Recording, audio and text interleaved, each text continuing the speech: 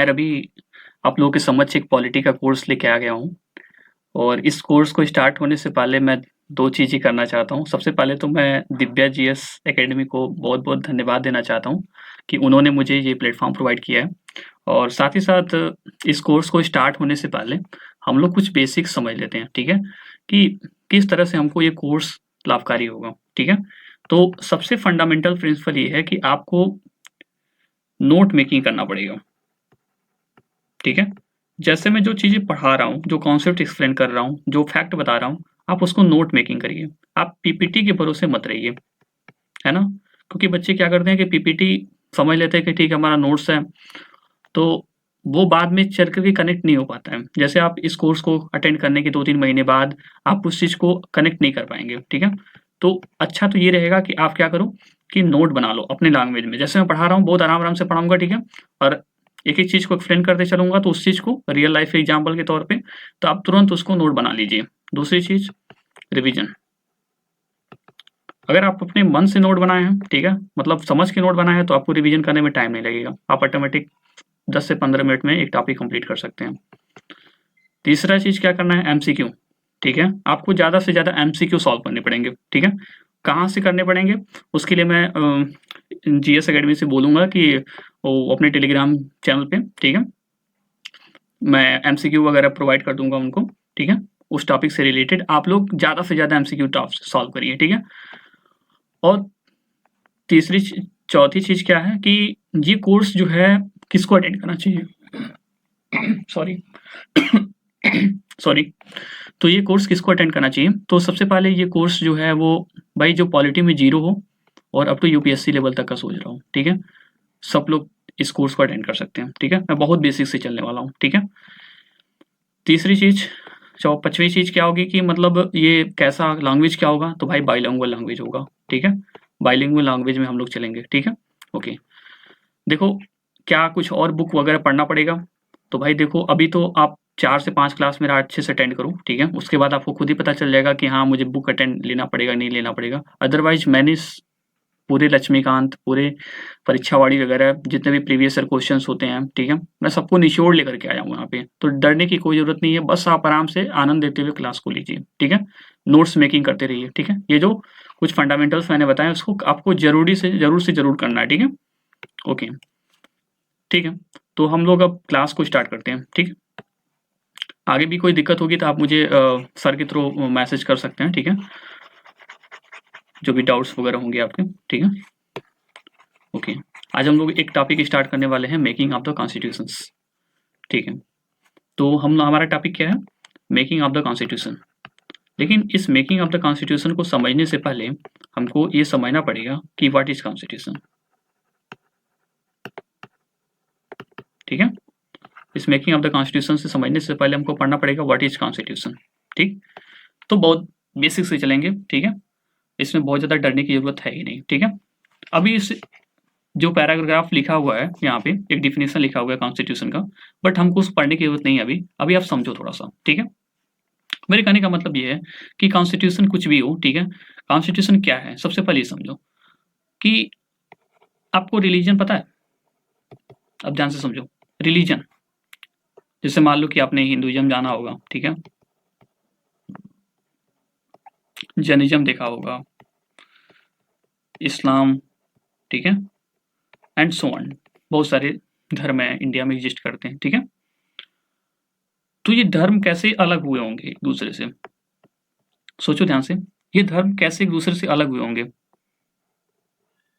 Set of rule से। कैसे? Set of rule. सबके अलग-अलग कॉन्सेप्ट हैं। हिंदुइज़्म के अलग रूल हैं, जैनिज़्म के अलग रूल हैं, इस्लाम के अलग रूल हैं, बुद्धिज़्म के अलग रूल होंगे, सिख के अलग रूल होंगे, ठीक है? तो मेरे कहने का मतलब क्या है कि ये दूसरे से कैसे अलग हैं? तो सेट ऑफ रूल की वजह से अलग हैं। और ये सेट ऑफ रूल किसने बनाया होगा? उनके धर्मगुरुओं ने बनाया होगा। किसने बनाया होगा? उनके धर्मगुरुओं ने बनाया होगा, ओके? अगर धर्मगुरुओं ने बनाया होगा तो किसके लिए बनाया होगा? तो उस रिलीजन को मानने वाले फॉलोअर्स के ऊपर बनाया होगा कि हाँ, ये रूल है, इसको हमारे इसी रूल के माध्यम से हम अपने फॉलोअर्स को गाइड करेंगे। समझ में आ रही बात? ओके। तो यहाँ पे ओवरऑल कहने का मतलब क्या है, सेट ऑफ रूल क्यों बनाया गया, गाइड करने के लिए आया। अब इसी कॉन्सेप्ट को जस्ट लेकर के चलते हैं, इस डिफिनेशन को पढ़ते हैं, ठीक है। और constitution is a state is a fundamental set of the principles, क्या है, फंडामेंटल सेट ऑफ प्रिंसिपल है, मतलब कि नियमों का क्या है, एक सेट है, set of principle, set of rule, ठीक है। नियमों का क्या है, एक सेट है, किस लिए बनाया जाता है, टू गाइड किसको, स्टेट को, कि वो अपना काम कर सके, है ना। तो ये चीज समझ में आ गई होगी। Now move on. दूसरी चीज, it outline the organisations power, limit the government institutions as well as the right and duties of the citizens. बात तो पहले नहीं पढ़ रही होगी, बट डोंट वरी, मैं हूं ना, ध्यान से समझो आप। यहां पे देखो, मैं किसकी बात कर रहा हूं, सेट ऑफ रूल की। कॉन्स्टिट्यूशन क्या है, सेट ऑफ रूल है, ओके ठीक है भाई। तो सेट ऑफ रूल है, तो इसने कुछ स्टेट को पावर भी दिया होगा, दिया होगा ना, बिल्कुल दिया होगा। और यहाँ पे स्टेट को क्या दिया होगा, लिमिटेशन भी किया होगा। अच्छा, कुछ चीजें मैं बोल रहा हूँ, एक वर्ड स्टेट, थोड़ा सा इसको क्लियर कर लेते हैं पहले, ठीक है। स्टेट मतलब ये है कि जैसे आपका पार्लियामेंट हो गया, एक मिनट, आपका पार्लियामेंट हो गया, ठीक है, आपके स्टेट लेजिस्लेटिव असेंबली हो गए, मतलब विधानसभा, ठीक है, या फिर जो बाई कैमरल होता है तो एमएलसी वगैरह, ठीक है, वो सब, और विधान परिषद जिसको बोलते हैं, और ये पार्लियामेंट में दोनों लोकसभा और राज्यसभा, ठीक है। और अभी के लिए इन दोनों को ही जानो, आगे हम जब आर्टिकल 12 पढ़ाएंगे, ठीक है, तो और ज़्यादा एक्सप्लेन करेंगे स्टेट के बारे में। तो ये समझो कि अपना जो स्टेट है, जो और जुडिशरी भी स्टेट होती ही नहीं होती, इसके बारे में बाद में चर्चा करेंगे, ठीक है। लेकिन समझो एक तरह से अभी की जुडिशरी स्टेट होती है, ठीक है। अभी हम बाद में बताएंगे कि जुडिशरी कहाँ स्टेट होती है, कहाँ नहीं स्टेट होती है, लेकिन अभी के लिए समझ लो, कॉन्सेप्ट समझने के लिए कि हाँ, जुडिशरी भी एक स्टेट के अंतर्गत आ रही है, ठीक है। यहाँ तक क्लियर है, ओके। अब देखो ध्यान से, सेट ऑफ रूल किसके लिए बनाया, स्टेट को पावर देने के लिए, और साथ में उसको लिमिट भी करने के लिए। ऐसा क्यों जरूरी है कि एक तरफ से पावर दे रहे, एक तरफ से लिमिटेशन, क्यों जरूरी है भाई। तो सबसे पहले समझो कि पावर क्यों देती है ना। पावर इसलिए देती है ताकि वो लोगों का क्या कर सके, वेलफेयर कर सके, अच्छे अच्छे स्कीम्स ला सके ताकि लोगों का वेलफेयर हो, ठीक है। पावर क्यों देती है, पावर इसलिए देती है ताकि वो इक्वेलिटी को प्रमोट कर सके, ठीक है। पावर इसलिए दे रही है कि लिबर्टी को प्रोटेक्ट करें। लिबर्टी मतलब सब लोग तो कहते थे लिबर्टी लिबर्टी, बट मैं आसान शब्दों में लिबर्टी को अगर एक्सप्लेन करूं, तो आपको सबसे फंडामेंटल चीज ये जानना है कि लिबर्टी होती क्या है। तो मेरे कहने का मतलब ये है कि सपोज करो कि आपके मन में कुछ चल रहा है, ठीक है, आपकी इच्छा है, कुछ आपके मन में कुछ चल रहा है, लेकिन आपकी जो इच्छा है वो कॉन्स्टिट्यूशन के 4 वॉल ऑफ द जो कॉन्स्टिट्यूशन का जो 4 वॉल है ना, उसके अंदर ही आपकी इच्छा है। तो सरकार की जिम्मेदारी होती है, स्टेट की जिम्मेदारी होती है कि उसको प्रोटेक्ट करे वो, उसे क्या बोलते हैं, प्रोटेक्शन ऑफ लिबर्टी, समझ रहे हो। एक सीधा सा मतलब एग्जाम्पल के तौर पर बताएं, लिमिटेशन के ऊपर ध्यान से देखो, तो ऐसा क्यों बोलती है कि एक तरफ पावर दे दिया, ठीक है चलो, अब लिमिटेशन क्यों कर रही है, क्यों लिमिट लगा रही है स्टेट के ऊपर, अपना कॉन्स्टिट्यूशन क्यों लिमिट लगा रहा है, सोचो थोड़ा सा। तो सीधा फंडा है भाई, पुलिस क्या करती है, पुलिस के ऊपर अगर हम लिमिटेशन नहीं लगाएंगे तो जाके अरेस्ट करेगी, और बताएगी नहीं मैं तुम्हें क्यों अरेस्ट कर रही हूँ, क्या कर रहा हूँ, है ना। तो कहती है भाई नहीं सुनो, डिस्क्लोज करो क्यों अरेस्ट कर रहे हो, ठीक है, ये लिमिटेशन है, ठीक। जुडिशरी को बोलती है, जुडिशरी के पास क्या पावर है, जुडिशरी को पावर देती है कि भाई सुनो, जो भी कानून बनाया जा रहा है, चाहे स्टेट लेजिस्लेटिव असेंबली के द्वारा, चाहे पार्लियामेंट के द्वारा, उसको तुम नल एंड अवॉइड कर सकते हो। क्या कर सकते हो, नल एंड अवॉइड कर सकते हो, मतलब कि तुम उसको बाहर कर सकते हो, कॉन्स्टिट्यूशन से बाहर कर सकते हो, ठीक है, उसको तुम इनवैलिड कर सकते हो, ठीक। तो इसलिए क्या हो गया, लिमिटेशन देना बहुत जरूरी हो गया, और साथ ही साथ पावर भी देना बहुत जरूरी हो गया। यहां तक क्लियर है, okay. Now move on. It serves as the supreme law of the land, ठीक है। providing a framework of the functioning of the government, protections of individual liberties and maintenance of the social order. Okay, ये कैसे supreme law of the land है, बहुत अच्छे से समझना, ठीक है, बहुत मतलब घरेलू एग्जाम्पल के माध्यम से समझ सकते हो आप, ठीक है। इस supreme law of the land कैसे है, अपना constitution supreme law of the land कैसे है, आप ध्यान से समझो। Supreme law of the land मतलब कि उस देश में, उस पर्टिकुलर कंट्री में वो सबसे ऊपर का कानून है, सबसे ऊपर का कानून है, ठीक है।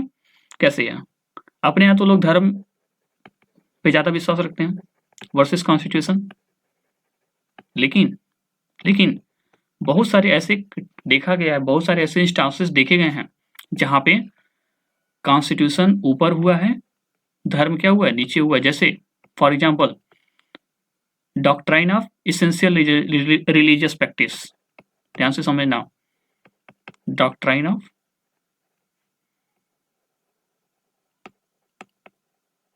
इसेंशियल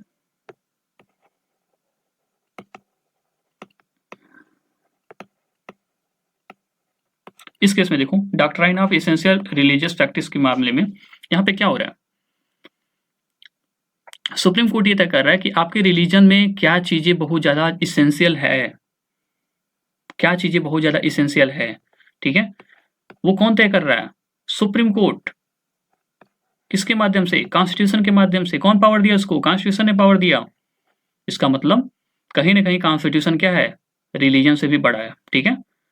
तो कॉन्स्टिट्यूशन क्या है, supreme law of the land है, ठीक है, वो धर्म से भी ऊपर है ना। ओके, नाउ अब हम लोग ये तो समझ लिए कि व्हाट इज कॉन्स्टिट्यूशन। अगर मैं ओवरऑल समराइज करना चाहूं तो 3 पार्ट में समराइज, मतलब कुछ समराइज करना चाहूं तो ये क्या है, सेट ऑफ रूल है, पहला पॉइंट। दूसरा पॉइंट क्या समझा, सुप्रीम लॉ ऑफ लैंड है, ठीक है। और तीसरा पॉइंट क्या है, तीसरा पॉइंट क्या है, ये ऑर्गेनाइजेशन का पावर डिफाइन करती है, किसी की भी पावर को क्या करती है, डिफाइन करती है, ठीक है। ओके, अब देखो, अब हम लोग टॉपिक, एक्चुअल टॉपिक पे आते हैं कि what is the demand of the constitution assembly, ठीक है, कि डिमांड कैसे हुआ कॉन्स्टिट्यूशन असेंबली के बारे में, संविधान सभा की मांग कैसे हुई, ठीक है। तो मैं बहुत अच्छे से इसको डिटेल में किया हूँ, ठीक है। आप लोग बहुत अच्छे से बस समझो इस चीज को, ठीक है। सबसे पहले देखो अनऑफिशियल डिमांड, अनौपचारिक डिमांड, और दूसरा क्या होता, मैंने लिखा है यहाँ पे ऑफिशियल डिमांड, औपचारिक डिमांड, ठीक है। तो तब तरह तरह के डिमांड्स आए कॉन्स्टिट्यूशन बनाने के लिए, उनको मैं 2 भागों में बांटा हूँ समझने के पर्सपेक्टिव से, ठीक है। अब दिमाग ओपन करो और कापी कलम लेके लिखना स्टार्ट करो, ये फैक्ट है लेकिन मैं इसको बहुत अच्छे से कोरिलेट करने वाला हूँ, ठीक है। ओके, तो सबसे पहले 1895 में, कब, 1895 में कौन आते हैं, बाल गंगाधर तिलक, दिमाग में जा रहा है। 1895 में बाल गंगाधर तिलक ने सबसे पहले कॉन्स्टिट्यूशन असेंबली की मांग की थी। CS का मतलब होता है कॉन्स्टिट्यूशन असेंबली, ठीक है, शॉर्ट फॉर्म में लिख रहा हूँ, तो मैं अगली बार लिखूंगा तो समझ जाइएगा आप लोग, ठीक है।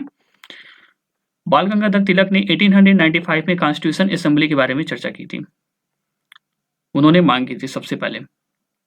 उसके बाद क्या हुआ, 1918 में कांग्रेस अधिवेशन जब होता है, ठीक है, कांग्रेस का जब 33वां अधिवेशन होता है, उस समय भी कॉन्स्टिट्यूशन असेंबली की मांग की गई। उस समय ऐसा ही था जैसे अपने मोटा भाई अमित शाह पार्लियामेंट में POK के ऊपर क्या आया था कि जान दे देंगे, ठीक है, उसी तरह से बात चल रही थी। हालांकि वो जान दे देंगे वो एक्सपेक्ट नहीं हुआ फाइनली, ठीक है, मतलब कि वोटिंग नहीं हुआ उसके ऊपर, तो वो ऑफिशियल डिमांड नहीं हुआ, ठीक है, बट ऐसे चल रहा था वहां पे भी 1918 में कांग्रेस के अधिवेशन में, ठीक है, ऐसे चर्चा चल रही थी। तो ये जब बात ब्रिटिशर को पता चली कि भाई इंडिया में लोग कॉन्स्टिट्यूशन असेंबली की मांग कर रहे हैं, लोग सोच रहे हैं कि अपना कॉन्स्टिट्यूशन बनाने की बात कर रहे हैं, उस समय 1919 में bill in British parliament, britisher क्या किए, अपने पार्लियामेंट में, कहा, ब्रिटिश के पार्लियामेंट में एक बिल पास की, बिल मतलब पेश किए। उस बिल में उन्होंने बोला कि देखो भाई, इंडियन वाले आजकल कॉन्स्टिट्यूशन मांग रहे हैं, आजकल कॉन्स्टिट्यूशन का डिमांड कर रहे हैं, ठीक है। तो क्या किया जाए, तो उन्होंने ये लिखा उस बिल में कि जो इंडिया का कॉन्स्टिट्यूशन है, जो इंडिया का कॉन्स्टिट्यूशन है वो कौन लिखेगा, ब्रिटिश। कौन लिखेगा, ब्रिटिशर लिखेंगे। कौन लिखेंगे, ब्रिटिशर लिखेंगे। 1919 में बिल ब्रिटिश के पार्लियामेंट में एक बिल पास हुआ जिसमें ये बोला गया कि जो इंडिया का कॉन्स्टिट्यूशन है वो ब्रिटिशर लिखेंगे। अब देखो ये बात इंडियन को वो होगा, हजम होगी, नहीं होगा, नहीं हो पाएगा ना। तो 4th नंबर पे आते हैं 1922 में महात्मा गांधी ने, उन्होंने एक स्टेटमेंट दिया। किसमें दिया, यंग इंडिया मैगजीन, ये मैगजीन का नाम याद रख लीजिएगा।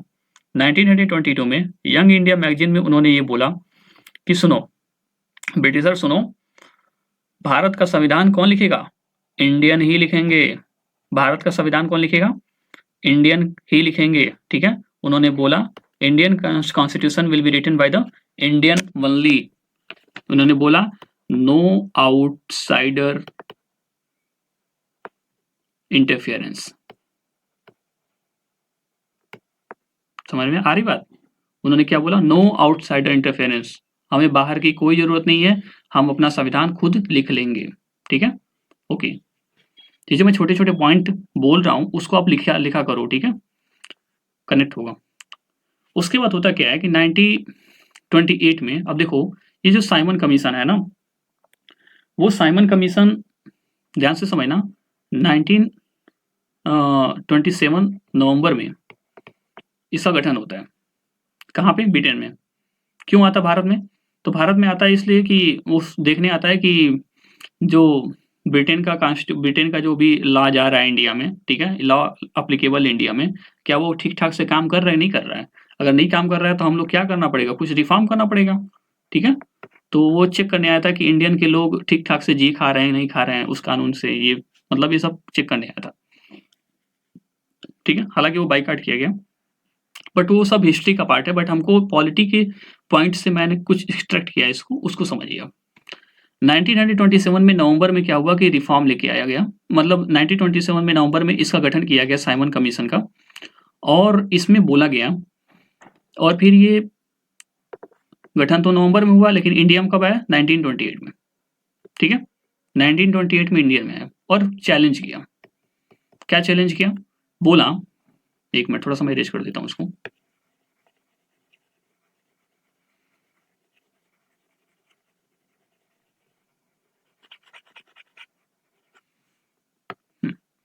साइमन कमीशन स्टेटमेंट था कि सुनो इंडियन, सुनो, कौन, इंडियन सुनो, कहता है कि तुम लोग अपना कॉन्स्टिट्यूशन लिख ही नहीं सकते हो। साइमन कमीशन ये बोला 1928 में जब इंडिया में आया कि तुम अपना कॉन्स्टिट्यूशन लिख ही नहीं सकते हो।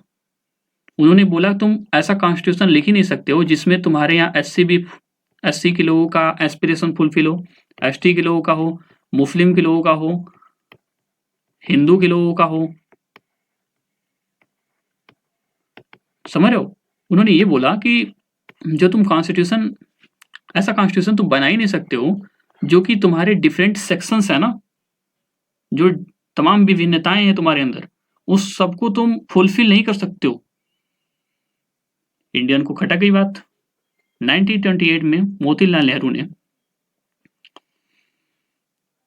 1928 में मोतीलाल नेहरू थोड़ा सा वो हो गए, है ना, और बॉम्बे का अधिवेशन चल रहा था उस समय। कहाँ का, बॉम्बे अधिवेशन।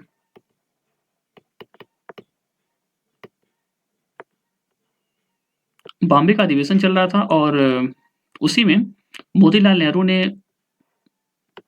इस जो भी बोला था इन्होंने कि एससी एसटी मुस्लिम हिंदू के लिए तुम कॉन्स्टिट्यूशन नहीं बना सकते हो, ये वो, उन सबको चैलेंज करके बोला कि नहीं हम लोग बना सकते हैं। और उन्होंने जो वहां पे कुछ वक्तव्य लिया, उसी वक्तव्य को क्या किया गया, एक रिपोर्ट आई जिसका नाम था नेहरू रिपोर्ट, ठीक है, नेहरू रिपोर्ट 1928। उसने बताया कि किस तरह से हम इंडियन के लिए कॉन्स्टिट्यूशन लिखेंगे जिसमें तमाम डिफरेंट कास्ट कम्युनिटी के लोगों का एस्पिरेशन फुलफिल करेंगे, ठीक है। उसने मोतीलाल नेहरू जी ने उनकी बातों को एस्पेक्ट चैलेंज के रूप में एस्पेक्ट किया और उन्होंने नेहरू रिपोर्ट 1928 प्रस्तुत कर दिया। तो ये रही टोटली अनऑफिशियल डिमांड। ठीक है, starting from the very basics revise करो। बाल गंगाधर तिलक 1895। सेकेंड वन 1918 कांग्रेस अधिवेशन 33rd अधिवेशन में बोला गया। थर्ड में 1919 में ब्रिटिश पार्लियामेंट में बिल पास हुआ कि इंडियन के कॉन्स्टिट्यूशन को ब्रिटिशर लिखेंगे। फोर्थ पॉइंट 1922 महात्मा गांधी का स्टेटमेंट था कि नहीं, कैसे लिख सकते हो, इंडिया का कॉन्स्टिट्यूशन इंडिया ही लिखेंगे, इंडियन ही लिखेंगे, कोई आउटसाइड इंटरफेरेंस नहीं होगा। उन्होंने किस में लिखा था? यंग इंडिया मैगजीन में लिखा था। फिफ्थ पॉइंट पे क्या था? 1928 में साइमन कमीशन का स्टेटमेंट था कि तुम लोग इंडिया के कॉन्स्टिट्यूशन लिख ही नहीं सकते हो, ऐसा कॉन्स्टिट्यूशन तुम लोग बना ही नहीं सकते हो जिसमें SC ST मुस्लिम हिंदू सबके एस्पिरेशन को फुलफिल हो। मोतीलाल नेहरू ने इस बात को एक्सपेक्ट किया और 1928 में उन्होंने नेहरू रिपोर्ट के रूप में प्रस्तुत कर दिया, मतलब तमाशा दे दिया किसको? साइमन कमीशन को। यहां तक तो बात क्लियर है अनऑफिशियल डिमांड के ऊपर। आगे बढ़ो, ऑफिशियल डिमांड की बात जब बात करते हैं, ठीक है। अब यहां पे देखो ऑफिशियल डिमांड में होता क्या है कि भाई आज तक तो सब लोग कह रहे थे कि कॉन्स्टिट्यूशन चाहिए फ्रॉम 1895 टू 1928 तक। क्या ऐसा हुआ कि ये MN राय की जो बात थी, मानवेंद्र नाथ राय की जो बात हुई, उसको मान लिया गया? ऐसा क्या बात था? सोचो थोड़ा सा, है ना। टोटल कहानी का मतलब ये था कि ये जो मानवेंद्र नाथ राय 1934 में जब इन्होंने कॉन्स्टिट्यूशन असेंबली का डिमांड किया, उसके पीछे एक लॉजिक है, वो समझो। इन्होंने क्या किया कि ये क्या थे? कम्युनिस्ट नेता थे, कम्युनिस्ट लीडर थे उस समय, ठीक है, कम्युनिस्ट लीडर थे।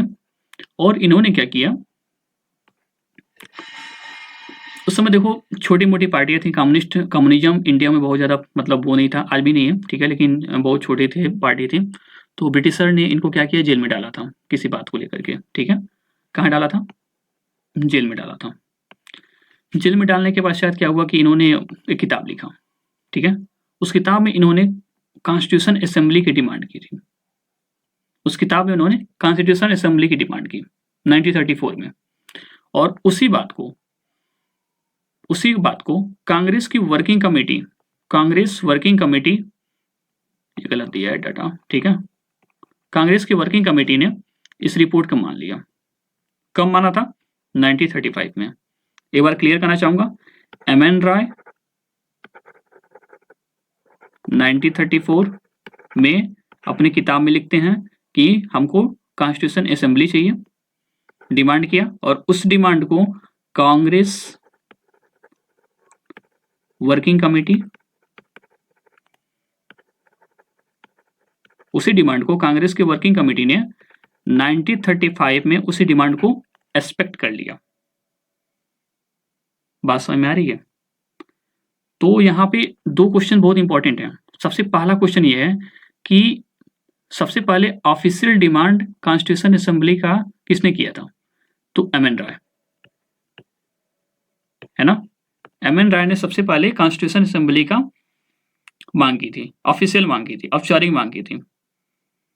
और दूसरा क्वेश्चन ये बनेगा कि कांग्रेस ने कब आधिकारिक मांग किया था, कांग्रेस ने कब ऑफिशियल डिमांड किया था?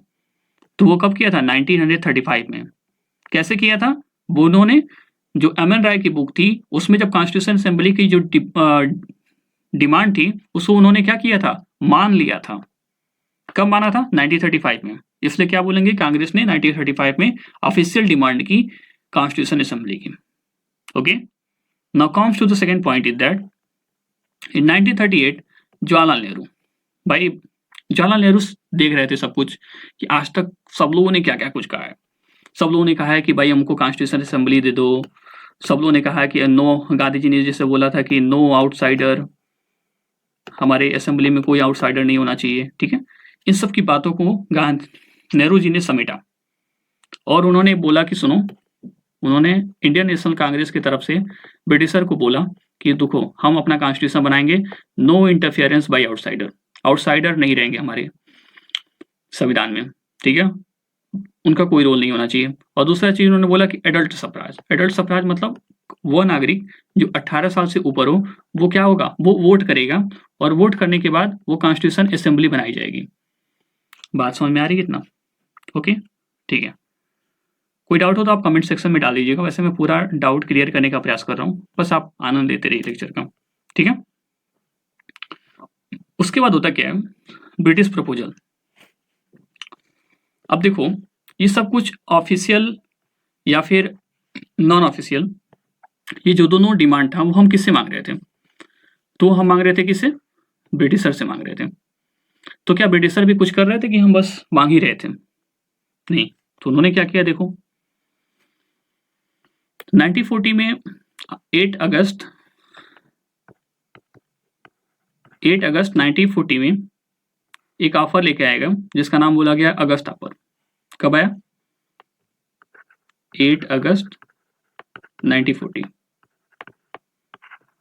ठीक है, अगस्त में आया था, इसलिए क्या नाम है इसका, अगस्त ऑफर, ठीक है। इन्होंने दो चीज की बात की। फर्स्ट बोला कि ठीक है, नेहरू जी जो बात कर रहे हैं इंडियन नेशनल कांग्रेस की तरफ से कि हाँ ये दो बातें कहे थे ना कि कोई आउटसाइडर इंटरफेरेंस नहीं होगा, एडल्ट फ्रेंचाइजी हो, मतलब ये मतलब कि नेहरू जी की बात थी कि कॉन्स्टिट्यूशन असेंबली बनाई जाए, साफ सीधी बात। तो इन्होंने ये बात समझ ली कि कॉन्स्टिट्यूशन असेंबली की बात हम चलो मान लेते हैं तुम्हारी, ठीक है। लेकिन उन्होंने बोला सुनो, हम ऐसे नहीं आने देंगे, हम आपको क्या देंगे, डोमिनियन स्टेटस देंगे। डोमिनियन स्टेटस देने का मतलब ये होता है आंशिक पूर्ण स्वराज।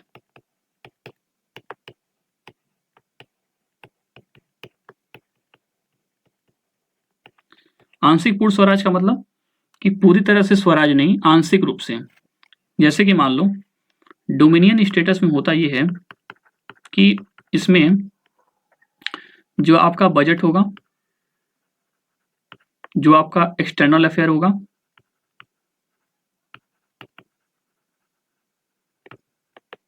ठीक है, आपका जो डिफेंस होगा, इन सब पे कौन कब्जा करेगा, ब्रिटिशर।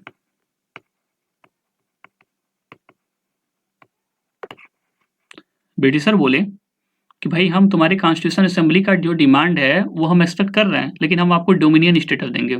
डोमिनियन स्टेटस का मतलब ये होता है कि आप बजट पे, एक्सटर्नल अफेयर पे और डिफेंस पे कोई भी कानून नहीं बना सकते, उसके लिए ब्रिटिशर कानून बनाएंगे और बाकी जितने भी आंतरिक मामले हैं आप अपना देख लीजिए।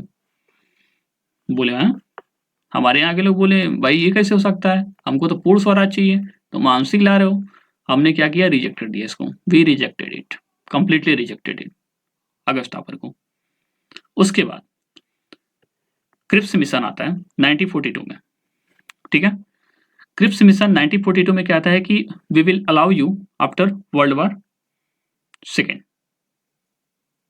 इससे पहले एक घटना घटती है, ठीक है। यहाँ पे 1940 जब अगस्त ऑफर रिजेक्ट हो गया, उसके बाद देखो वर्ल्ड वॉर सेकेंड का टाइम चल रहा था। इसमें होता क्या है कि सबसे पहले तो इंटरनेशनल प्रेशर होता है, किसके ऊपर, इंटरनेशनल प्रेशर होता है ये ब्रिटिशर के ऊपर कि सुनो एक काम करो, ये जो इंडिया को तुम गुलाम बना के बैठे हो इसको आजाद करो बोले, ठीक है।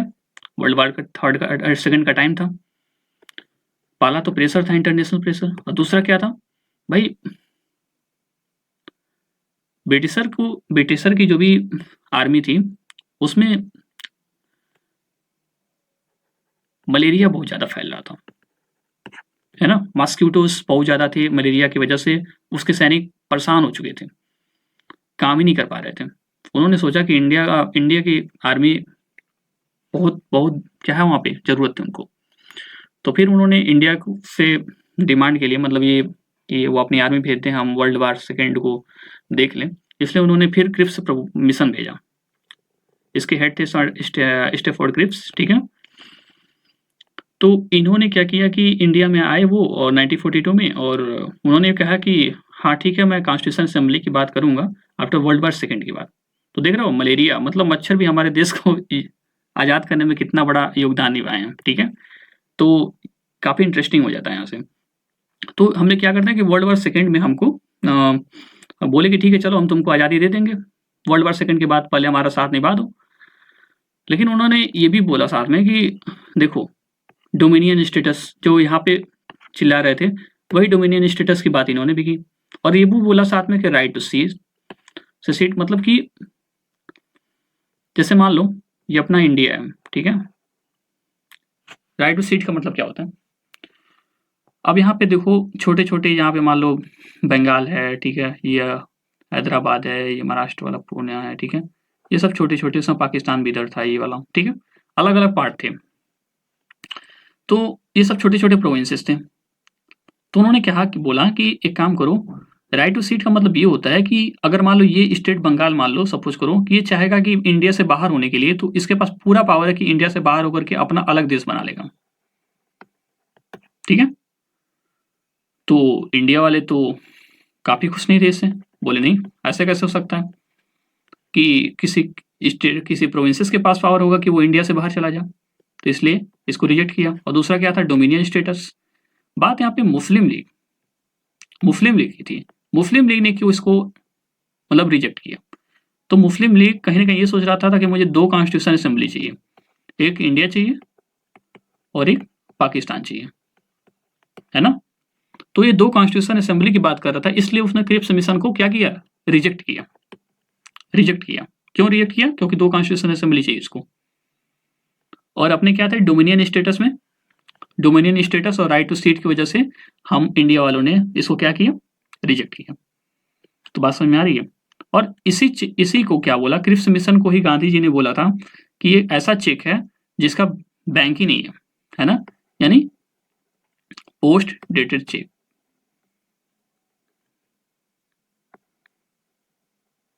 ठीक है, post dated cheque.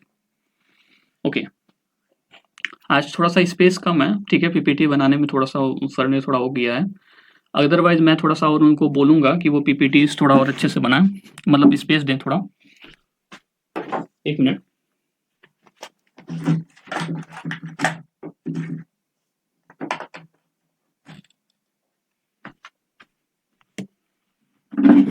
Okay, sorry for delay. ठीक है, तो ये पीपीटी थोड़ा सा मैं बोलूंगा सर से कि थोड़ा सा ये पीपीटी वगैरह थोड़ा एक्सटेंड करें ताकि समझाने में दिक्कत ना हो बच्चों को, है ना। तो ये चीज़ समझ लिया कि क्रिप्स मिशन क्यों रिजेक्टेड हुआ, अगस्त थापर क्यों रिजेक्टेड हुआ, ये सब चीज़ देख लिया हमने। आगे देखो, चेंज इन इंग्लैंड। भाई ये बहुत इंपॉर्टेंट चीज़ है कि ऐसा क्या हो गया आखिर में, इंग्लैंड में कुछ चेंजिंग हुआ जिसकी वजह से इंडिया के ऊपर काफ़ी बहुत बड़ा इम्पैक्ट पड़ा। कैसे पड़ा वो देखो। ठीक, डाटा कुछ गलत दे दी है सर ने, मिसप्रिंटिंग हो गया भाई, है ना। इंग्लैंड का इलेक्शन चल रहा था, ठीक है, 1945 के लमसम। उसके बाद क्या हुआ, 1945 में इंडिया में इलेक्शन चल रहा था, और होता ये है कि यहाँ पे कंजर्वेटिव पार्टी और लेबर पार्टी दो चुनाव लड़ रहे थे, कंजर्वेटिव पार्टी और लेबर पार्टी, ठीक है, ये दोनों चुनाव लड़ रहे थे।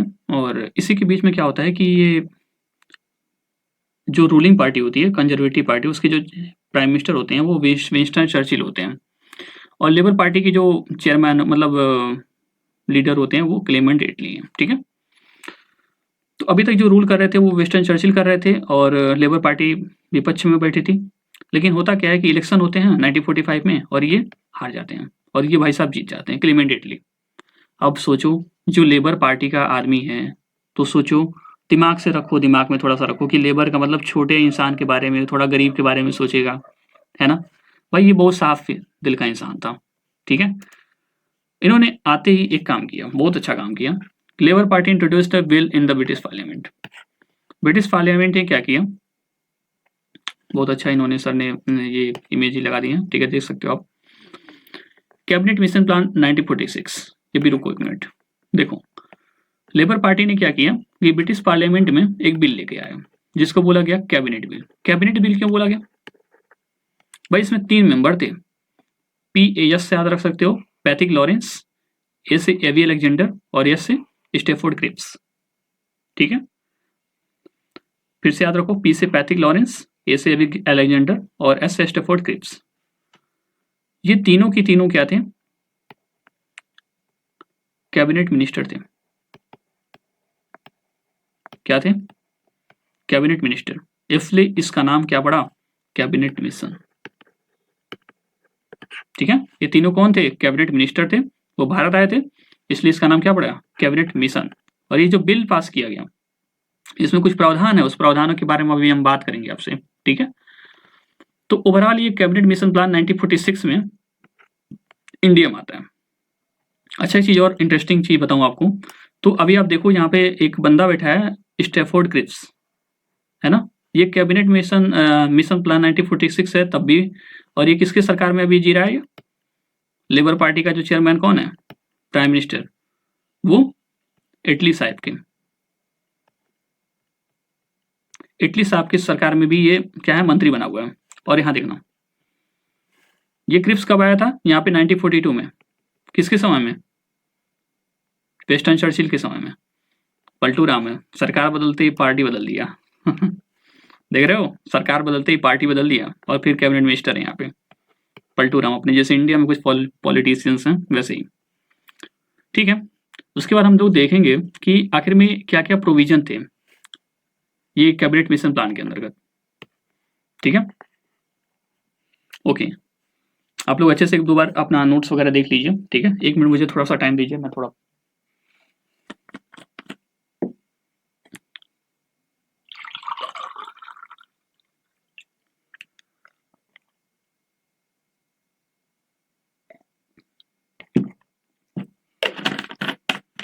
ओके।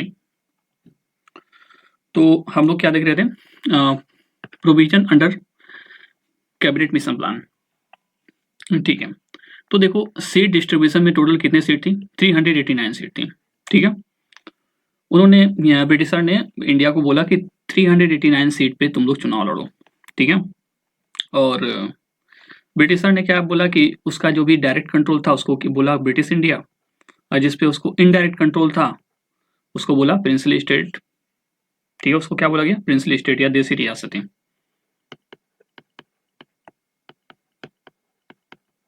भाई थोड़ा हिंदी अगर रॉन्ग हो जाए तो मुझे, मैं क्षमा चाहूंगा क्योंकि मैं हिंदी मीडियम का स्टूडेंट रहा नहीं हूँ, बट आप लोगों के लिए मैंने बाइलिंगुअल लेके आना चाहा। ठीक है, ओके। तो यहाँ पे बात हुई कि nominated seat to princely state. ठीक है, अब देखो ब्रिटिशर ये बोले कि ब्रिटिश इंडिया ठीक है तुम चुनाव लड़ लोगे, जनता तुमको वोट करेगी। प्रिंसली स्टेट के पास गए, बोले भाई तुम चुनाव लड़ोगे? तो उन्होंने बोला ये क्या होता है, चुनाव ना क्या होता है, इलेक्शन वगैरह क्या होता है यार।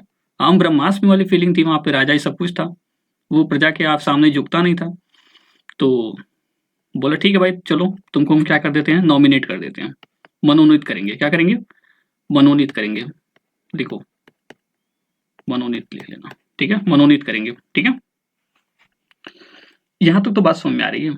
इसका मतलब क्या हुआ कि 296 जो होंगे वो इलेक्टेड होंगे, और यहाँ पे 93 जो होंगे वो क्या होंगे?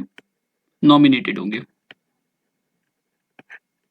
ओके, इसका मतलब क्या हुआ कि जो अपनी कॉन्स्टिट्यूशन असेंबली थी वो पार्टली इलेक्टेड थी प्लस पार्टली नॉमिनेटेड थी। ठीक है, कोई पूछ ले आपसे कि क्या अपनी constitution assembly totally elected body थी? नहीं, हमारी कॉन्स्टिट्यूशन असेंबली पार्टली इलेक्टेड और पार्टली नॉमिनेटेड बॉडी थी। ठीक है, इसके बाद देखिए इस 296 जो सीट मिली थी ब्रिटिश इंडिया को, उसने दो पार्ट में डिवाइड किया। तो 292 जो सीट थी वो डायरेक्ट मिली थी किसको? ब्रिटिश इंडिया को मिली थी, है ना, ब्रिटिश इंडिया को मिली थी। और ब्रिटिश इंडिया के टोटल 11 प्रांतों को मिली थी, जिसमें तीन तरह के प्रांत थे, ए, बी और सी। ए में अप्रॉक्सीमेटली शायद 6 मेंबर थे, और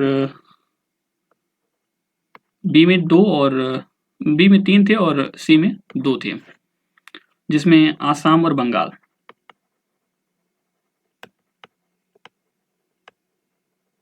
ठीक है, आसाम और बंगाल। एक चीज और ये है कि जो डॉक्टर भीमराव अम्बेडकर वो किस प्रांत से आए थे? तो वो प्रांत सी से आए थे, याद रखिएगा आप लोग, क्या याद रखना कि डॉक्टर भीमराव अम्बेडकर कहाँ से जीत के आए थे? तो वो इस सी प्रांत से जीत करके आए थे, जो कि आसाम और बंगाल वाला है। ए वाले पे टोटल कितने? 6 थे, और 3 और 2, टोटल 11 प्रांत थे, प्रोविंसेस। ठीक है, ओके।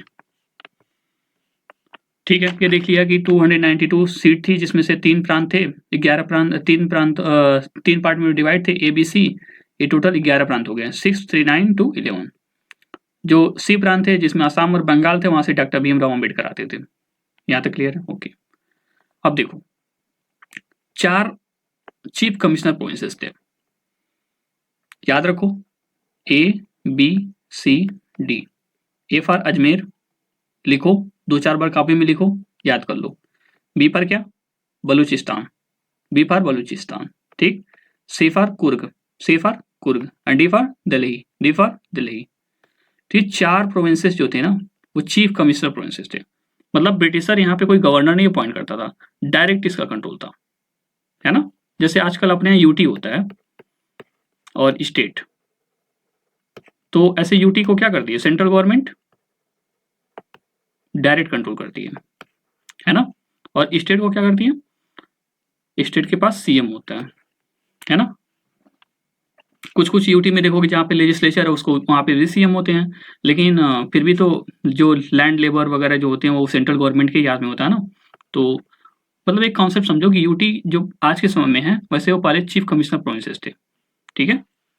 और दूसरी चीज ये क्यों बनाए जाते हैं थोड़ा सा ये भी समझो, इसके पीछे लॉजिक क्या है कि यूटी या फिर चीफ कमिश्नर प्रोविंसेस बनाए क्यों जाते हैं, थोड़ा सा ये समझो। 1 मिनट, ठीक है। तो ये बनाए क्यों जाते हैं, तो सबसे पहले ये देखो कि यूटी हो या चीफ कमिश्नर प्रोविंसेस हो, ठीक है, इसलिए बनाए जाते हैं क्योंकि हो सकता है कि ये इस पे खतरा हो, कोई किसी बाहर देश का आक्रमण होने वाला हो, ठीक है, या फिर ये सेंटर से क्या हो, सेंटर से बहुत दूर से लोकेटेड हो, ठीक है।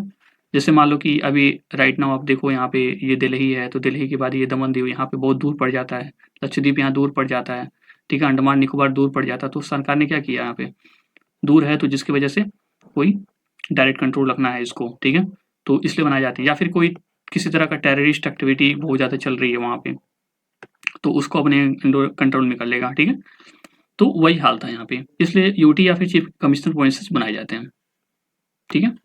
तो यहाँ तक चीज़ें तो ओवर हो गई, उसके बाद हम लोग थोड़ा सा आगे बढ़ेंगे और ये हमने देख लिया सब कि ठीक है, आगे बढ़ते हैं। सेकंड, अब देखो मैंने पहले क्या टॉपिक बताया था यहाँ पे बताया था कि सीट का डिस्ट्रीब्यूशन के बारे में, ठीक है। नाउ सेकंड पॉइंट हम लोग क्या देखेंगे कि किस बेसिस पे वो सीट का डिस्ट्रीब्यूशन हुआ था।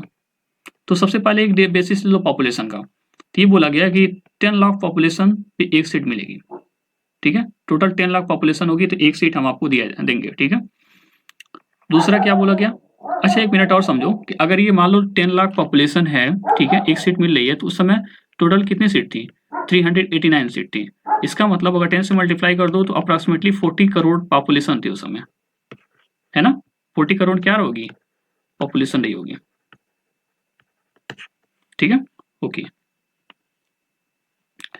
कम्युनिटी के हिसाब से बात करो तो यहाँ पे जनरल में जो थे वो अप्रॉक्सीमेटली समुदाय के रूप में बात करो, ये तो जनसंख्या के हिसाब से बताया कि 10 लाख पर सीट के हिसाब से बांटा जा रहा था, ठीक है। जनसंख्या के हिसाब से देखो तो जनरल टोटल संख्या कितनी थी, 213 थी। मुस्लिम की संख्या कितनी थी, 79 थी। और सिख की संख्या कितनी थी, 4 थी। ये डेटा बहुत इंपॉर्टेंट है, बहुत सारे एग्जाम में पूछा गया है, ठीक है, आप इसको याद रखिए, ठीक है। अब तो पीसीएस लेवल तक ही पूछा जा रहा है, ठीक है, क्योंकि अब क्वेश्चन है ही नहीं लोगों को, ठीक है, तो दिमाग में रखो इस चीज को, ठीक है। तो जनरल की टोटल कितनी सीट थी, 213, और मुस्लिम की 79 और सिख की 4 सीटें थी।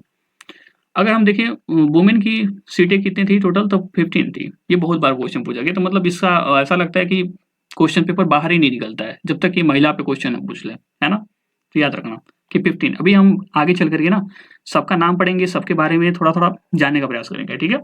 तो डोंट वरी, मतलब एक पूरा कॉम्प्रिहेंसिव कोर्स मैं लेके आया हूँ उसके लिए।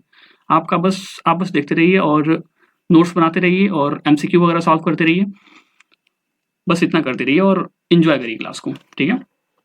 आपको कुछ और करने की जरूरत नहीं पड़ेगी। एससी के लिए जो टोटल सीट है वो टोटल कितनी है, 26 सीटें हैं। एसटी के लिए टोटल सीटें कितनी है, 33 सीटें हैं, ठीक है। हमने क्या पढ़ा, कैबिनेट मिशन के अंदर सीट का डिस्ट्रीब्यूशन पहला पढ़ा। सेकंड क्या पढ़ा, कि क्या क्या बेसिस था, जिसमें हमने पढ़ा कि एक पॉपुलेशन बेसिस था, एक कम्युनिटी बेसिस था और एक वुमेन के बेसिस पे अलग अलग पार्ट में डिवाइड करके देख लिया, क्योंकि इस तरह से क्वेश्चन पूछे जा रहे हैं, है ना। तो क्वेश्चन पूछने के हिसाब से हम उसको अलग अलग पार्ट में कैटेगराइज कर दिए। तीसरा जो पार्ट आता है कि इलेक्शन कैसे हुआ आखिर में, जो कैबिनेट मिशन प्लान के अंतर्गत जो भी प्रोविजन थे उसमें इलेक्शन कैसे होता है, उस चीज को समझिए आप थोड़ा। हाँ, तो देखिए जो इलेक्शन थे वो इनडायरेक्ट इलेक्शन थे। इनडायरेक्ट इलेक्शन मतलब होता क्या है, थोड़ा समझने का प्रयास करिए, ध्यान से देखिएगा। जैसे मान लो ये क्या है, पीपल है, क्या है, पीपल है। तो ये सब अपने डिसीजन तो ले नहीं सकते अकेले, तीनों ने क्या किया, सबको सबने मिल करके एक को चुना, इसे क्या बोलेंगे, डायरेक्ट इलेक्शन। सबने क्या किया, मिलकर के किसी एक को चुन दिया, तो क्या बोलेंगे, डायरेक्ट इलेक्शन। सपोज करो एक केस नंबर 1 है, केस नंबर 2 ये कंसीडर करते हैं कि सपोज करो कि यहाँ पे कुछ लोग हैं, ठीक है, ये पीपल समझना, ठीक है। हाँ, इतने लोग हैं मान लो, इन्होंने मिलकर के, इन सब ने मिलकर के किसी 2 को चुना, ठीक है। इन सब ने मिलकर क्या किया, किसी को 2 को चुना, और इन दोनों ने मिलकर के किसी एक को चुन लिया, इसे क्या बोलेंगे, इनडायरेक्ट इलेक्शन।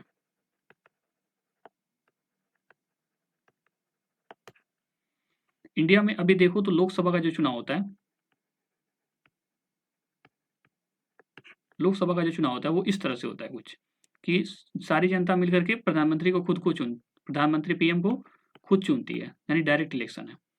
लेकिन वहीं अगर प्रेसिडेंट का इलेक्शन हो, राष्ट्रपति का इलेक्शन हो, ठीक है, तो इसमें क्या होता है कि बहुत सारे लोग मिलकर के 2 लोगों को मान लो ये चुने, ठीक है।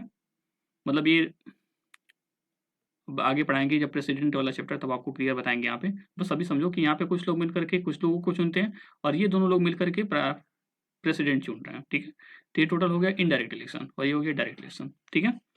आई थिंक आपको समझ में आ गया होगा, ठीक है। आगे बढ़ते हैं। अब देखो अगर हम यहाँ पे थोड़ा सा और देखें तो इनडायरेक्ट इलेक्शन कॉन्स्टिट्यूशन असेंबली में कैसे हुआ था। अब देखो हुआ कि ये था, जैसे मान लो कि अपना इंडिया है, ठीक है, ये इंडिया अपना, इसमें क्या था, छोटे छोटे प्रोविंसेस थे, ठीक है, ओके। इस टोटल प्रोविंसेस मिला करके कुल कितनी सीटें थी पता आपको, 1585। कितनी सीटें थी, 1585 सीट थी, ठीक है। और ब्रिटिशर ने ये बोला कि 1585 जो प्रोविंशियल वाले मेंबर हैं वो मिलकर के 389 लोगों को चुनेंगे। ये 389 लोग किस लिए चुनेंगे, कॉन्स्टिट्यूशन असेंबली के बारे में, कानून संविधान बनाने के लिए चुनेंगे, ठीक है। फिर ये बोला गया कि जो 1 सीट होगी वो 10 लाख की अप्रॉक्सीमेटली होगी, ठीक है। तो इसका मतलब उस समय पॉपुलेशन कितना रही होगी, 40 करोड़। क्लियर यहाँ तक।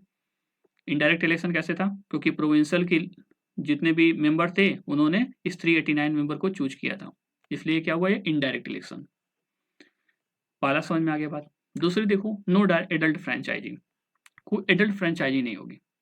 ऐसा क्यों उन्होंने बोला, उसके पीछे लॉजिक ये है कि एडल्ट फ्रेंचाइजी का मतलब वो ये होता है कि कोई भी बच्चा जो कि 18 प्लस है, ठीक है, उसको वोट देने का अधिकार होता है। अगर ऐसा कुछ है कि कोई बच्चा अगर 18 प्लस, किसी कंट्री में 18 प्लस जितने भी हैं उनको वोट देने का अधिकार है, तो इसका मतलब यहाँ वहाँ पे क्या है, एडल्ट सफराज है, एडल्ट सफराज है या एडल्ट फ्रेंचाइजी है, ठीक है। लेकिन इंडिया में ऐसा नहीं था, जब कॉन्स्टिट्यूशन असेंबली बनाई जा रही थी तो ऐसा नहीं था। उन्होंने बोला गया था कि भाई एडल्ट सफराज नहीं रहेगा, जिसके पास प्रॉपर्टी होगी, जिसके पास जमीनें होंगी, जायदादें होंगी, ठीक है, वही लोग क्या करेंगे, इस चुनाव में वोट दे सकते हैं, ठीक है। मतलब रिस्ट्रिक्शन था, सब वो सभी लोग वोट नहीं दे सकते हैं। तो उसे क्या बोलेंगे, नो एडल्ट सफराज, अवयस्क मताधिकार, ठीक है। Single transferable vote system. अब देखो हर एक व्यक्ति का एक व्यक्ति पर्सन है तो उस ये 1 पर्सन है तो एक पर्सन का कितना वोट होगा, एक ही वोट काउंट होगा। वाइल इन अदर केसेस आप देखोगे तो एक वोट का बहुत सारे एक लोगों का, जैसे प्रेसिडेंशियल इलेक्शन में देखो जब प्रेसिडेंट का इलेक्शन होता है तो एक पर्सन कई सारे उसके वोट काउंट होते हैं, ठीक है। लेकिन यहाँ पे क्या है कि एक पर्सन का वोट कितना होगा, सिर्फ एक ही होगा। तो इसलिए बोलते हैं इसको क्या, single transferable vote system. Clear है। टोटल प्रोविंशियल सीटें कितनी थी ये तो मैंने देख लिया, ठीक है। ओके, तो यहाँ पे हमको देखने को क्या मिलता है कि टोटल इलेक्टेड मेंबर कितने थे, 296 बताया था ना। 292 कौन थे, ब्रिटिश इंडिया और 4 चीफ कमिश्नर प्रोविंसेस, और ये 93 कौन थे, प्रिंसली स्टेट, है ना। क्या थे ये, नॉमिनेटेड थे, मतलब मनोनीत थे, और ये क्या थे, इलेक्टेड थे। इसका मतलब क्या हुआ कि party elected partly nominated body थी। ओके, अब दिमाग में थोड़ा सा और ज्ञान अपना फीड करूं। मेरे कहने का मतलब ये है ना, अब देखो ध्यान से कि चुनाव हो गया, ठीक है, इलेक्शन के रिजल्ट आ गया, जैसे आपके 4 जून को आने वाले रिजल्ट, वैसे सपोज करो कि वहाँ पे भी रिजल्ट आ गया, ठीक है। और मेरे पास स्पेस नहीं है एक्चुअली, मुझे बार बार इरेज करना पड़ रहा है। मैं नेक्स्ट टाइम इसमें कुछ पीपीटी में बोर्ड वगैरह ऐड करवा दूंगा, ठीक है, तो मुझे थोड़ा सा आसानी होगी टू एक्सप्लेन एनीथिंग, पर ठीक है अभी चलते हैं। ओके, तो मेरे कहने का मतलब ये है कि जैसे मान लो जब 389 सीट टोटल थी, और इस 389 सीट में हमने देखा कि टोटल 208 सीट जो थी वो कांग्रेस जीतती है, ठीक है। 208 सीट जो है उस पर कांग्रेस आती है, ठीक है। एक्चुअली क्या होता है ना कि 199 पे वो कांग्रेस आती है, कांग्रेस होती है, और इसमें अप्रॉक्सीमेटली 9 सीटें जो होती हैं वो गठबंधन, जैसे आजकल चल रहा है ना, तो वहाँ पे अलायंस हो जाता हूँ, ठीक है, गठबंधन के तौर पे। तो 199 सीटें जो थी वो कांग्रेस जीतती है, और 9 सीटें जो थी वो अलायंस के ऊपर मिलता है यहाँ पे, ठीक है। ओके, तो पहला चीज़ क्या हो गया कि 208 सीट कांग्रेस को मिली। दूसरी बात क्या हुई कि 73 सीट जो थी वो मुस्लिम लीग को मिली, ठीक है। 73 सीट किसको मिली, मुस्लिम लीग को मिली। अब एक बात समझ में आई, और सुनो, इसमें टोटल ये देखो, तो 73 सीट किसकी थी, मुस्लिम लीग की थी। कांग्रेस की कितनी सीट थी, 208 सीट थी। अगर आप इसको कंपेयर करो 73 सीट से और 208 सीट से, तो ये नहीं देख रहे हो कि कांग्रेस के पास क्या है, बहुत सारी सीटें हैं, मुस्लिम लीग के पास बहुत सारी कमी सीटें हैं। इसका मतलब क्या हुआ कि किसी ने कहा था, आप लोग कमेंट सेक्शन में मुझे जरूर बताना कि किसने कहा था कि कांग्रेस ही संविधान है और संविधान ही कांग्रेस है। इसी बात पे बोला था। आप लोग कमेंट करके बताओगे कि उन किसने कहा था ये चीजें कि कांग्रेस ही संविधान है और संविधान ही कांग्रेस है। क्यों ऐसा बोला था, क्योंकि इसके पास 208 सीट आ गई थी, ठीक है, ज्यादा से ज्यादा लोग उसमें कांग्रेस से। ओके ठीक है, यहाँ तक बात समझ में आ रही है। अब ध्यान से समझो, टोटल सीट कितनी थी, 296 सीट टोटल, टी मतलब टोटल, ठीक है। अब इधर देखो, 208 सीट जो है वो कांग्रेस के पास आई, और 73 सीट मुस्लिम लीग के पास आई। अगर आप टोटल ऐड करोगे तो टोटल कितने सीटें बन रही हैं, 281, इतना ही ना, हाँ।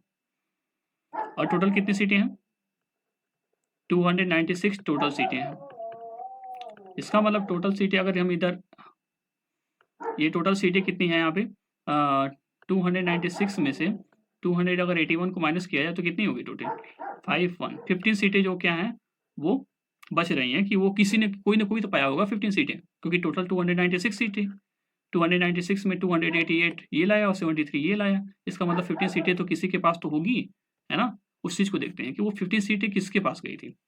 अब दिमाग में रखना, ये जो 15 सीटें मिली थी ना, इस 15 सीटें में 8 जो सीटें थे वो इंडिपेंडेंट मेंबर चुन के आए थे, जिसने किसी ने पार्टी ने उनको टिकट नहीं दिया, वो खुद ही लड़े और खुद जीत के आए थे, इंडिपेंडेंट थे, ठीक है, निर्दलीय जिसको बोलते हैं आजकल।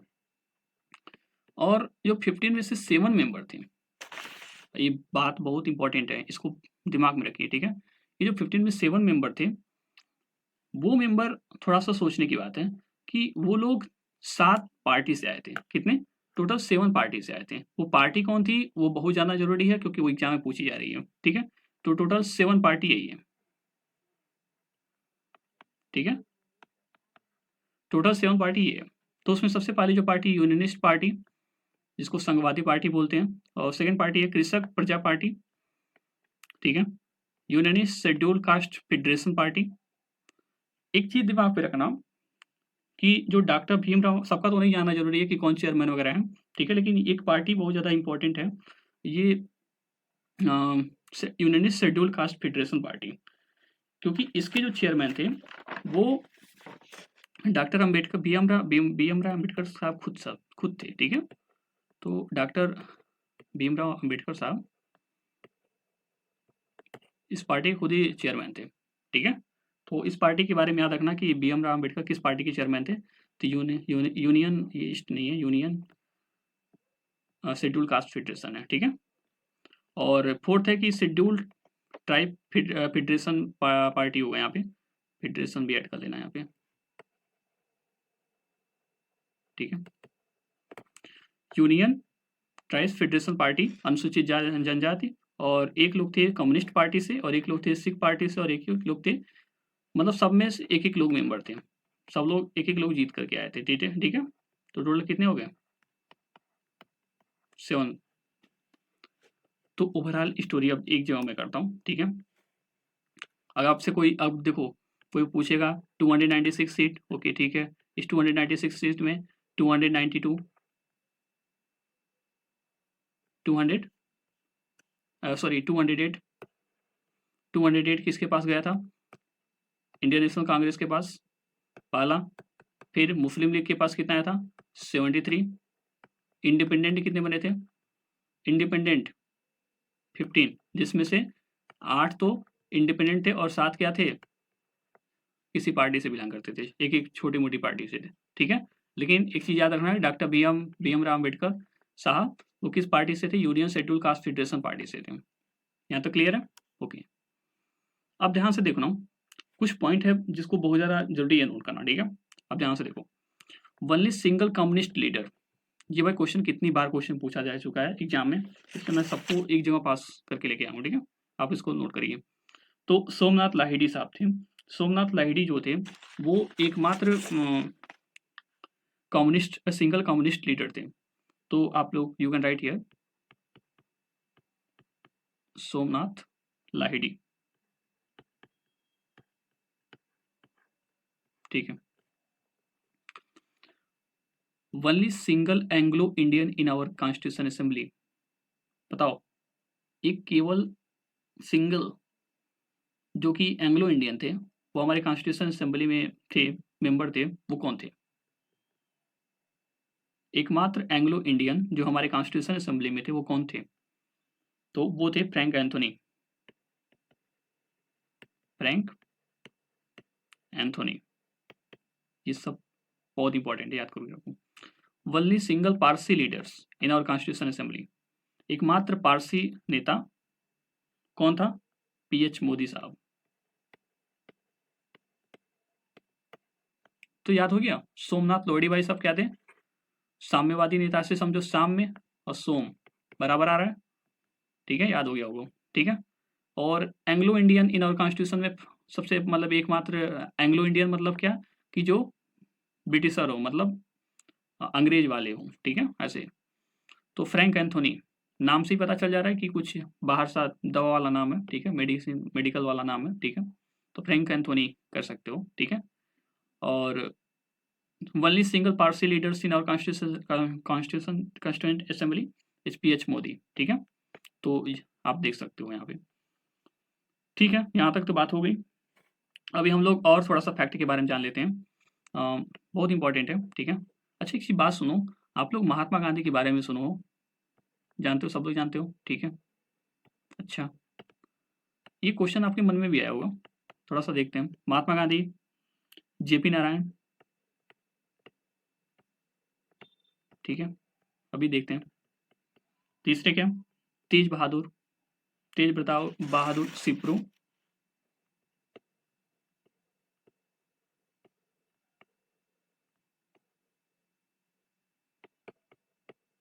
तेज बहादुर सिप्रू, मोहम्मद अली जिन्ना खान।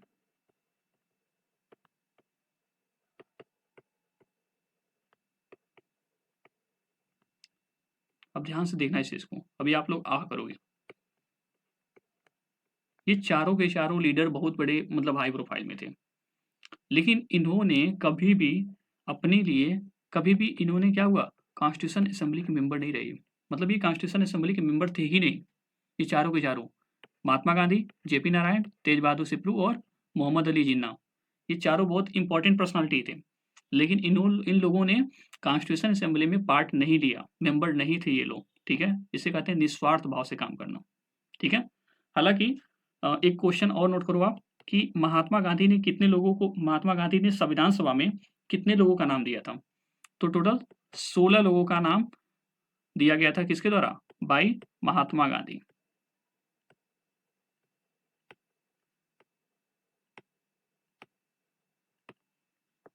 सोलह लोगों का नाम किसने दिया था, महात्मा गांधी ने दिया था, ठीक है।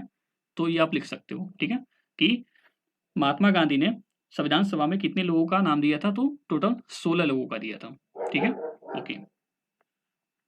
इसके बारे में हम अब बात करेंगे कि देखो, जैसे मान लो कि हमारा अब संविधान जो है वो यहाँ हम थोड़ा सा चर्चा कर लें कि सपोज करो कि 3 जून 1947 है, ठीक है, और ये दिन बहुत ब्लैक डे है, ठीक है, क्योंकि इसी दिन इंडिया और पाकिस्तान का क्या हुआ था, बंटवारा हुआ था, ठीक है। और ये बंटवारा किसके द्वारा हुआ था, माउंटबेटन प्लान के द्वारा हुआ था। दिमाग में एक चीज रखना कि जो बंटवारे का जो कॉन्सेप्ट है ना, वो क्रिप्स प्रपोजल भी फेल किया था, ध्यान से देखना। क्रिप्स भैया भाई क्या किए थे, रिजेक्ट किए थे। अगस्त ऑफर आया था, उन्होंने भी रिजेक्ट किया था इसको, ठीक है। लेकिन माउंटबेटन 3 जून 1947 को इंडिया और पाकिस्तान को 2 पार्ट में डिवाइड किया था, ठीक है। तो किसका प्लान था, माउंटबेटन प्लान के द्वारा डिवीजन हुआ है, ना कि क्रिप्स मिशन या फिर अगस्त ऑफर के द्वारा। ये क्वेश्चन इंपॉर्टेंट है, ठीक है, याद रखिएगा। चलिए यहाँ तक क्लियर हो गया। अब देखिए, जब संविधान सभा हो गया, ठीक है, तो अब भाई टोटल 389 सीट थी, उस सीटों में बंटवारा भी तो होगा, तो बंटवारा होकर के कितना सीटें बचा, 299 सीट बचा, ठीक है। हम इसके बारे में कल चर्चा करेंगे, ठीक है, कि किस तरह से वो नेक्स्ट वीडियो में हम चर्चा करेंगे कि क्या क्या सीटें इंडिया से बाहर गई, 389 सीटें में से कौन कौन सी सीटें बाहर गई, कौन कौन से लोग बाहर गए, ठीक है। उसके बारे में हम लोग कल चर्चा करेंगे, इतना क्योंकि अब बहुत ज़्यादा हो जाएगा, ठीक है, एक ही दिन। तो आप लोग क्या करना कि इस चीज़ को अच्छे से एक बार रिवाइज करना, 1-2 बार वीडियोज़ को देखना, नोट्स बनाना और एमसीक्यू सॉल्व करना, ठीक है। तो थैंक यू एवरीवन।